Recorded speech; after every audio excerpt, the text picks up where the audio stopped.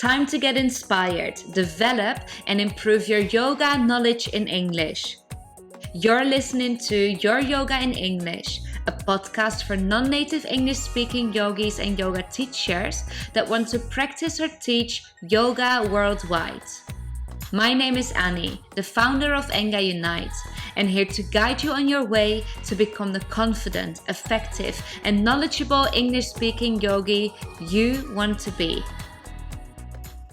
Today we're going to speak about 6 mistakes that you might make that stop your professional growth. I see Yoga Pilates is here, and I know your name. Hi, Evelyn. Hello, lovely to see you all. So, 6 mistakes that stop your professional growth. It's a really exciting topic, something I'm passionate about, and something that I also tackle so we get rid of these mistakes in the English for Yoga Teachers course.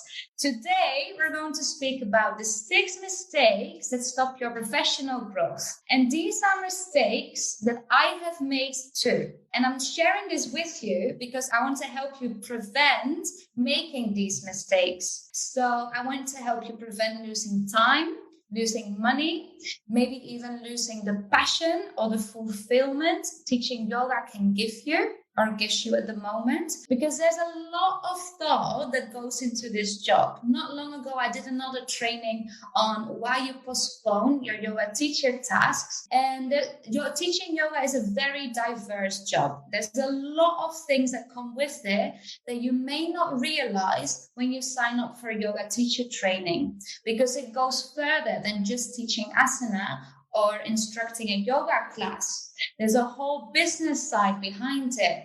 And if you're not having your own yoga business, there's still a lot of things that you need to organize and handle if you teach at a studio or if you teach at a community center.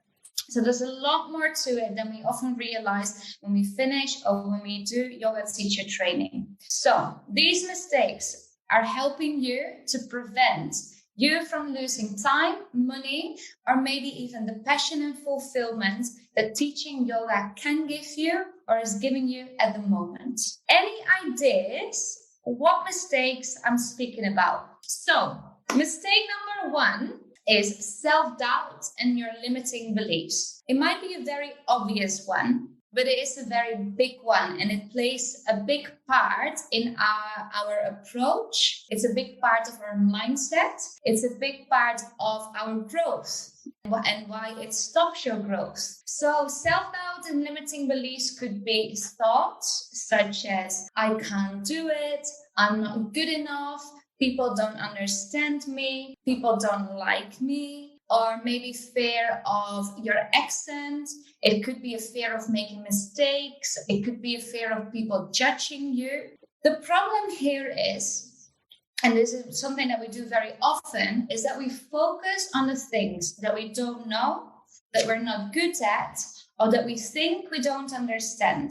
We might think, I need to know this before I can. Or by now, after all I have learned and all the time I have invested, I should know this, but I don't. So by focusing on the negatives, you take away the opportunities to practice the positive. So the things that you do know and the things that you maybe are already really good at. In other words, this results in you stopping using the knowledge that you already have. So focusing on the negative stops you from using the knowledge that you already have. If you only focus on the bad, you can't take advantage of the good. So if you focus on the bad, you can't take advantage of the good. Learning to teach yoga in English has very specific needs. And for most of you here, you know all about it because you've been in the community for a while and you've been on a mini course. So learning to teach yoga in English is a very specific type of language that you need. And it requires a new approach. So concentrate on the information and the knowledge that you have in the present moment and use it the best you can. So understand what you already know, what you're already good at, maybe understand the little things that you can improve and use it the best that you can. Use it gradually and improve little by little, step by step. I'm going to go there in the next point, but use it the best you can. And also look at how far you've come, what you already know, and what you have already learned. If you're listening to this on the podcast, already says that you know a lot more than you think and that you've come a long way. And probably as well that you're here to become better at it. So reflect on what you already know, what you're good at, and praise yourself for all the efforts that you have made so far. So in yoga, we often say, celebrate your wins or celebrate your successes. Celebrate the little things that you have achieved.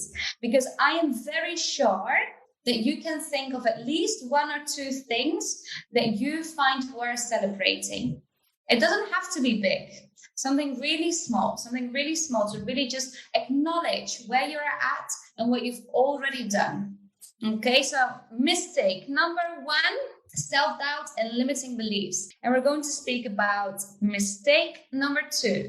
Mistake number 2 is about something that's very, very common, especially among those that are active learners and are eager to learn, or that have very perfectionist. So I think that yoga is a big, big world, and we believe we must know everything before teaching, and that's impossible.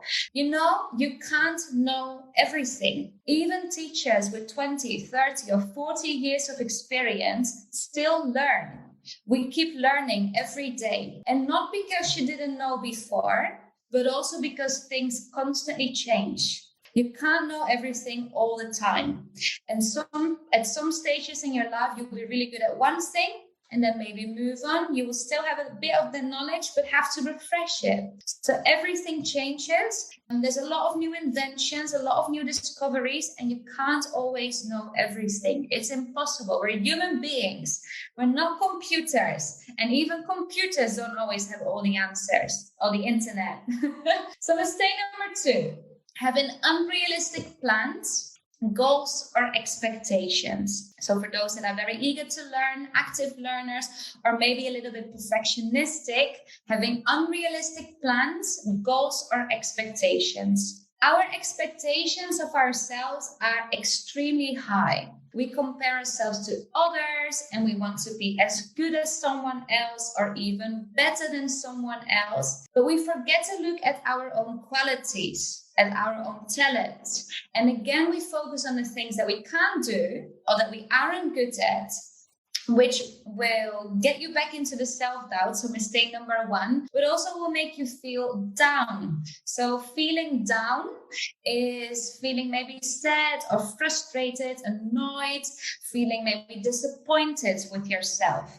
Another expression could be feeling blue, one of my favorite expressions. Not my favorite feeling, but a really nice expression. So when you feel down, and when you have all these unrealistic ideas and expectations of something, excuse me, Spring, if you hang on a little bit longer, maybe there's something that you don't know, but we're just going through this step by step. So if you feel down and if you feel frustrated and not disappointed with yourself, you will lose sight of what you're good at. And it may result in giving up on your goals or your plans, because either it takes too long, or it is too difficult, maybe it's too much. But in other words, they're unrealistic. When you have a big goal in mind, you can set yourself step-by-step mini goals.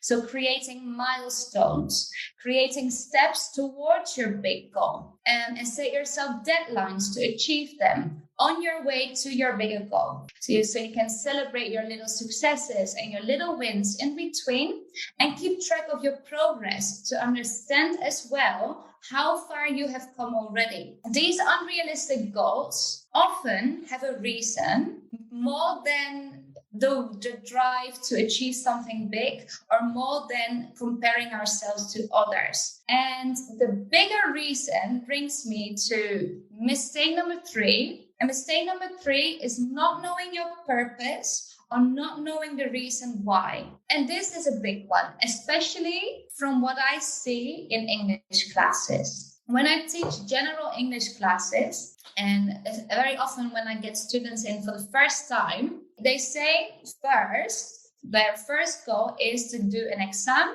and get a certificate. They want to do a B2 or a C1 exam and get their certificate. But why? Why do you want your certificate? Are you applying for a job or university that needs to see that you have a specific level? Or is it to feed your ego and show that you can do exams? Because what you learn in exams is not what you need for your normal life. It simply shows that you are capable of remembering an exam format and know how to answer questions the exam coordinators are looking for.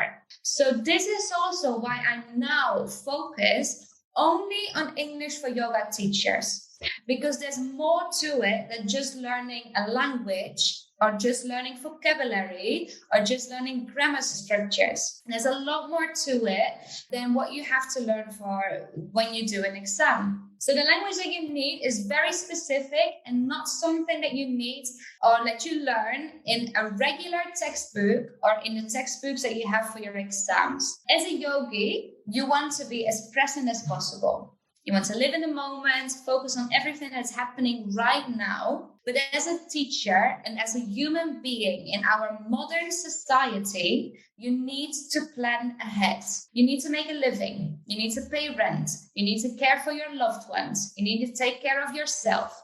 Maybe you want to have some spare time and go on a holiday if that's even possible. So we need to plan ahead. So knowing your purpose and knowing your reasons why will help you with planning and will help you to create these milestones that I spoke about in point 2 and set realistic goals. So according to my previous education, but also my personality, we need to look at this bigger picture. We want to be present, but we also need to look ahead. So knowing the reason why you want to do something is a priority, and especially when it comes to learning, and more when it comes to learning to teach yoga in English. So without the reason why, you can't measure your progress. You can't measure your process either. When you don't know you're doing something, when you don't know why you're doing something, you will lose motivation. You will lose the drive to achieve your goals.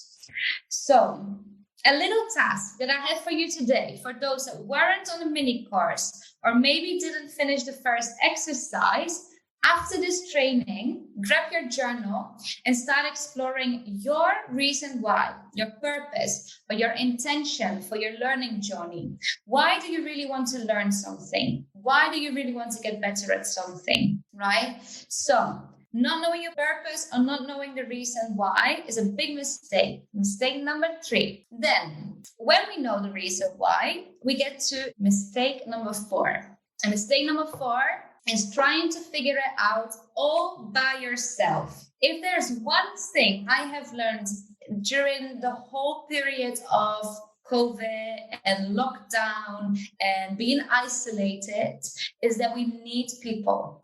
We need people to grow. We need people to learn from. We need people to be inspired by. We need people to help us, to reflect and to show and to guide us. We need someone to rely on. We are social beings and we need people around us to grow as well. Because the reason that we are here today is professional growth. So together, you're so much stronger than you are alone. Think of all the successful people in the world that you know, and think of all the people that have helped them to get where they are. Like I said, we are social beings and we need each other to lean on, to be inspired by, to learn from, and the whole thing I can repeat. Very often when we want to learn something and you're a bit independent and you would like to do it on your own, you might use, and especially in this case, because we're English learners and we're learning English to teach yoga, you might use Google Translate, or you find exercises online, but you're not getting feedback and you're not being corrected.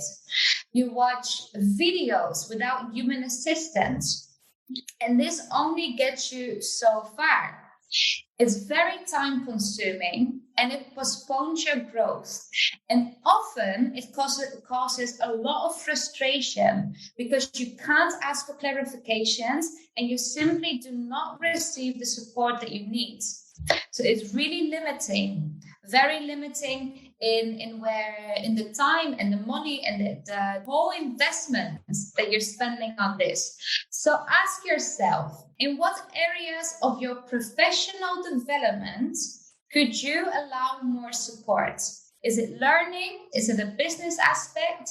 Is it teaching techniques? Is it finding students? Is it setting up your social media accounts? In what areas do you need support? And get really, really, really clear on the help that you need and where you can get it from. Like I said at the start of this point, this year has really, really taught me how much we need each other.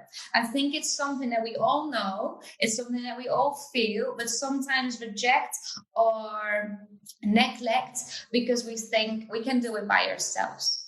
But I promise that when you receive help that you need, that's actually tailored to you, it makes all the difference and can give you a really, really great sense of relief. Okay. So number 4 was trying to figure it all out by yourself. Then mistake number 5, not investing in skills, knowledge, and education. So understanding the value of education is highly underestimated. Education is an investment, but it always pays back. So skills, knowledge, the opportunity to practice these skills or to put these skills into practice are key. We need to practice what we know. We need to practice what we have learned and make it our own. So when you can put these skills and knowledge into action, you can expand your services. You can teach more classes or different type of classes. You can host your workshops, host your own retreats. And good education isn't hard to find these days. Since you are here listening to this on the podcast, you have access to the internet. And on the internet, you can find great teachers. More so, teachers that are not normally available to you or accessible because of the distance. So, teachers that in any other period of time would not be in your vicinity or close by, but now you have the opportunity to learn from. So there's no better time than now to invest in education. If I hadn't invested in my education, I wouldn't be here. I wouldn't have been able to host the courses that we do. I wouldn't have been able to teach yoga. I wouldn't have been able to teach English. I wouldn't have been able to do our first English for Yoga Teachers course in Mexico. I wouldn't have been able to live or to travel abroad. I wouldn't have been able to be here with you right now. So I really think that the best investment you can make in your life is education. Because if you're an action taker, it always, always, always pays back. Okay. So mistake number 5 is underestimating the value of education or simply not investing in skills, knowledge, and education. Then last mistake. Number 6, and from the people that I know that I hear, I've spoken to you about this before. And not long ago, I did a whole training specifically on this point. Any ideas? Mistake number 6 are postponing your plans and waiting for a better time. Who here knows the expression, time is money? Time is money. And really what I want to ask you is, what is the cost of not investing now? How many classes or workshops or trainings do you have to teach in your own language to make a living? And how many classes would you have to teach if you could teach yoga in English? How many more students could you have? How many more retreats could you host? Either online as well or in person. How many more workshops could you fill up? And how often do you have to do these? Because the more people that come to one thing, you don't have to repeat it time after time after time after time. So have a think of all the opportunities that you get, the world that opens to you when you teach yoga and English, and how it helps you to stop postponing the plans to, for example, teach abroad or teach online or start classes with the people that you already know but can't teach right now because you don't speak English enough. So really think about the cost of time and money of not investing right now. Because if you don't invest, it will mean that you keep declining international job offers because you believe that you can't speak English well enough. It will mean that you miss out on collaborations and opportunities because you don't have the vocabulary or the speaking skills to communicate what you really want to say. It means that you will keep losing engagement online. It means that you keep committing the first mistake of this training. It means that you doubt your teaching skills because your language or communication abilities, or simply think that your accent is less effective, so people don't understand you as much as they would another. It will mean that you keep spending time trying to educate yourself, or maybe trying to educate yourself and getting frustrated, maybe giving up, losing your momentum, starting over and over and over again, but also hit the same wall. So you keep bumping into the same mistakes, same issues, same challenges because you're not receiving help, or you don't know your purpose, you don't know the reason why. Maybe it's because you doubt yourself, or maybe it simply is because you're trying to do it all by yourself. And I have been here. I'm really speaking from my own experience. And this is why I'm doing this training with you today. I don't want you to make the same mistakes. And by now, you all know I'm here to help you. I'm here to help you overcome these mistakes, tackle these issues, these obstacles, and do something about it. Get into teaching yoga and English so you can start teaching worldwide and actually become productive again. So, 6 mistakes, summarizing. Number 1, self-doubt and limiting beliefs. Number 2, having unrealistic plans, goals, or expectations. 3, not knowing the purpose or not knowing your reason why. 4, trying to figure it out by yourself.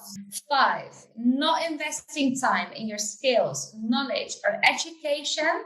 And number 6, postponing your plans and waiting for a better time, or allowing your imposter syndrome to creep up. Amazing. So take your time to think about this. If you haven't already, take your time to really go through your purpose, the reason why, set yourself realistic goals, find the education or the people that you need to develop yourself and to improve the points that you want to. And what for is good education? Do you mean what is good education, or what type of it? For me, well, that really depends on the person. It's not up to me. So good education is education that tailors to your learning style. And to find people that can tailor to your learning style, you will first need to know your learning style yourself. So if you want to have a look at our blog, there is a blog called Your Learning Style is Unique,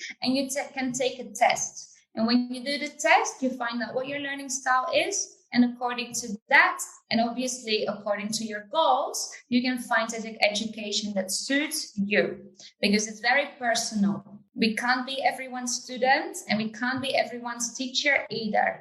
And if you have any questions, any questions, I'm always here. You can reach me on Instagram, on Facebook, via email, wherever you want. Any questions, send me a message, and I will speak to you all very, very soon. Sending you lots of love. If you feel inspired and like what you learned today, I'd love for you to leave a review. Don't forget to subscribe and follow us at Enga Unite. Join the community and become a member of the Teach Yoga in English support group on Facebook. Practice, rest, repeat, and all will come.